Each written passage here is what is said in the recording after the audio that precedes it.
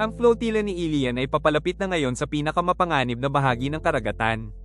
Biglang nagpapalit ng direksyon ang mga hangin at nararamdaman ng mga mandaragat ang tuloy-tuloy na pressure, palatandaan na papalapit na ang mga patrol ng koalisyon. Bawat araw ay tila nagdadala sa kanila ng mas malapit sa isang labanang hindi na maiiwasan. Dinanas ni Melis ang paglalakbay na ito sa patuloy na tumitinding tensyon. Nararamdaman niyang nagbabago ang kanyang katawan.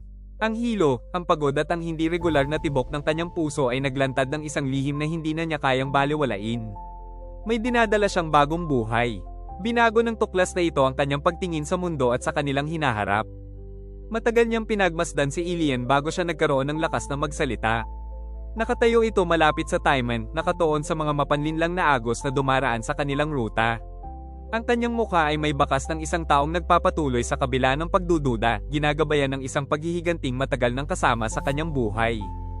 Nang sabihin niya ang kanyang pagbubuntis, tila binalot ng katahimikan ng buong barko.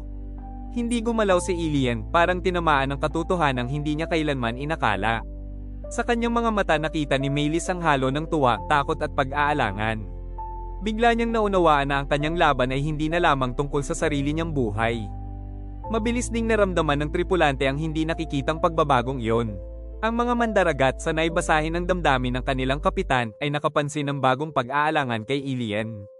May ilan na itinuring itong kahinaan. Ang iba naman ay nakaunawa na ang isang bata ay kayang baguhin ng isang digmaan tungo sa isang personal at marupok na kapalaran.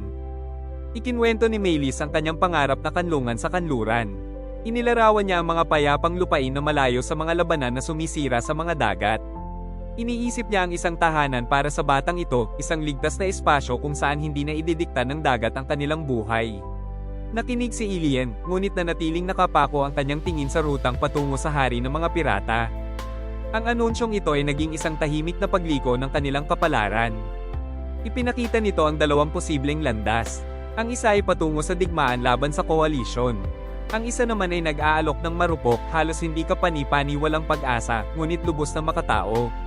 Sa pagitan ng dalawang landas na ito, biglang natagpuan ni Ilian ang sarili na hindi makapili. Nagpatuloy ang dagat sa walang pakialam nitong pag-alon. Gayunpaman alam ni Melis na wala nang magiging katulad ng dati.